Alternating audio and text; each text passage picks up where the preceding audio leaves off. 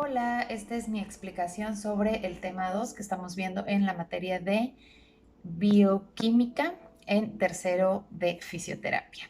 El tema es sobre el agua, tanto propiedades como las características de la molécula de agua, y vamos a empezar por ahí.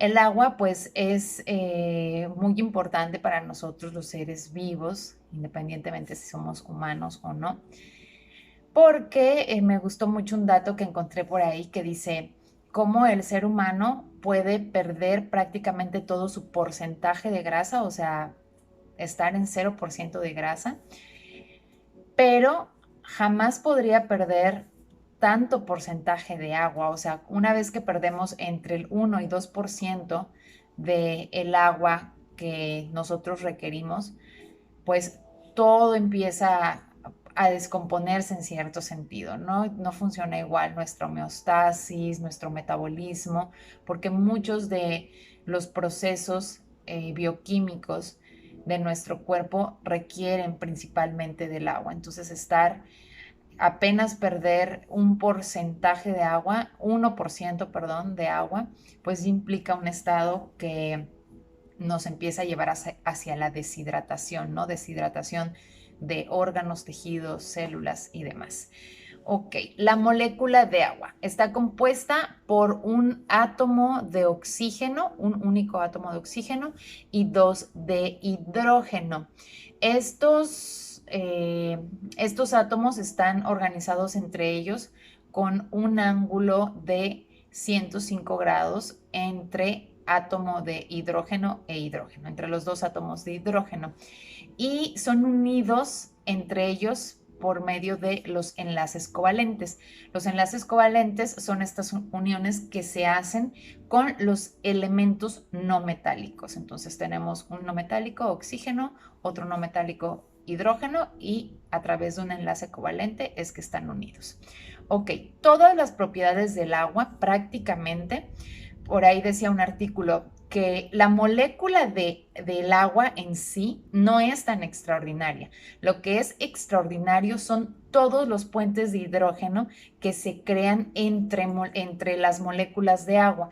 Y es que gracias a esos puentes de hidrógeno se dan las propiedades del agua, como por ejemplo eh, la propiedad de disolvente, la propiedad de disolvente, la propiedad de disolvente en la que vemos que el agua es un gran disolvente de muchos otros elementos, prácticamente de la mayoría de sustancias, y esto se debe a que sus puentes de hidrógeno lo que hacen es ser tentadores para otros átomos o para los iones de otros átomos. No sé cómo explicarlo porque no sé mucho de química, pero por ejemplo, el ejemplo más claro con el que yo lo pude entender es con cuando el agua dejamos caer pues pizcas de sales y vemos cómo la sal rápidamente se disuelve. Y esto se debe a que muchas sustancias de la vida son hidrófilas. Yo creo que ese es el concepto clave. ¿Qué es hidrófilo? Se refiere a ser amante del agua. Entonces, otras sustancias que no son el agua son amantes del agua, y al momento de introducirlas en el agua, los átomos de hidrógeno se vuelven muy atractivos para otras moléculas, por ejemplo, para el ejemplo de la sal, ¿no? Entonces se sueltan de su propia molécula y es por esa razón que se disuelve, pero es por este concepto de que son sustancias hidrófilas, como muchas en la vida. Por esa razón es que el agua es el disolvente universal. Luego tenemos también la fuerza de cohesión y de adhesión. La diferencia entre ellas está en que la fuerza de cohesión es la propiedad que tienen las moléculas de hidrógeno de permanecer unidas. Y entre ellas, entre moléculas, entre los mismos tipos de moléculas, o sea, de hidrógenos. Y La fuerza de adhesión se refiere a la propiedad que tienen de unirse a otras moléculas. Entonces, a otras moléculas que no sean de su mismo elemento, ¿no? Por ejemplo, está el caso del mercurio sobre una mesa y también el agua, ¿no? Entonces tenemos que si el agua se cae y se derrama en la mesa, vemos cómo toda se extiende, pero sigue esa cantidad de agua, no se rompe en pedacitos, simplemente sigue unida. ¿Por qué? Por la fuerza de cohesión entre los átomos, entre los átomos de hidrógeno. Así que van como que por toda la superficie parejita, no se rompe esa parte de agua. A diferencia del mercurio, ¿no? El mercurio, una vez que cae, hace contacto con la superficie, como no tiene tanta fuerza ni de cohesión entre ellos, primeramente, pum, se rompen y se hacen un montón de bolitas de mercurio.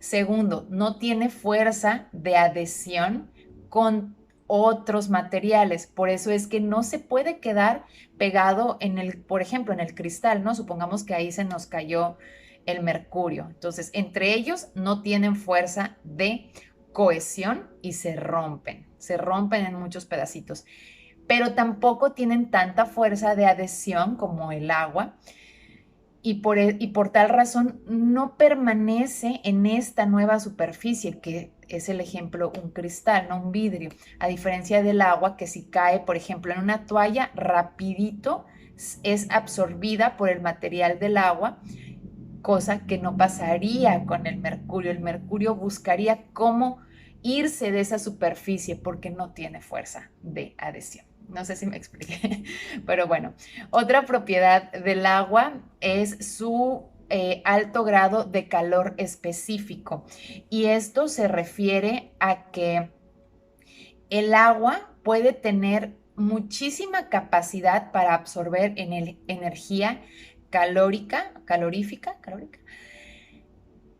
pero tiene un tiempo lento para calentarse, que no es lo mismo. O sea, puede absorber esa energía, pero no quiere decir, por ejemplo, el mar, ¿no?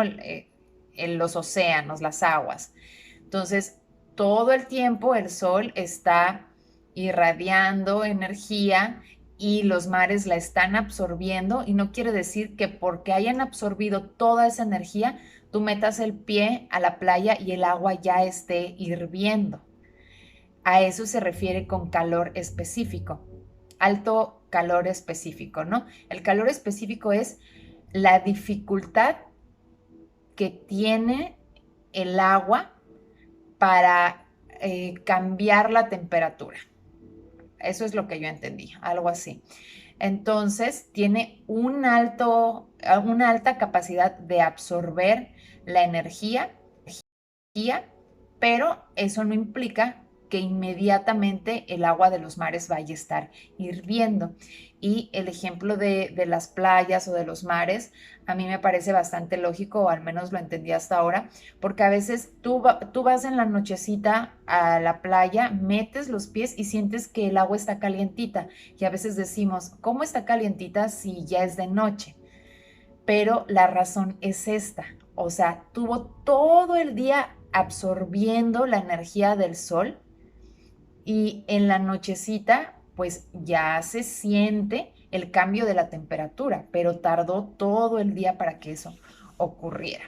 Y pues por otra parte está también la característica de su alto grado de vaporización, el cual nos dice que se requiere muchísima energía para evaporar un solo gramo de agua. O sea, nos dice que 20 grados corresponden más o menos a 500 y tantas calorías para evaporar un gramo, perdón, de agua. Entonces, el alto nivel de vaporización, pues se refiere a que se necesita mucha energía para poder evaporar las aguas.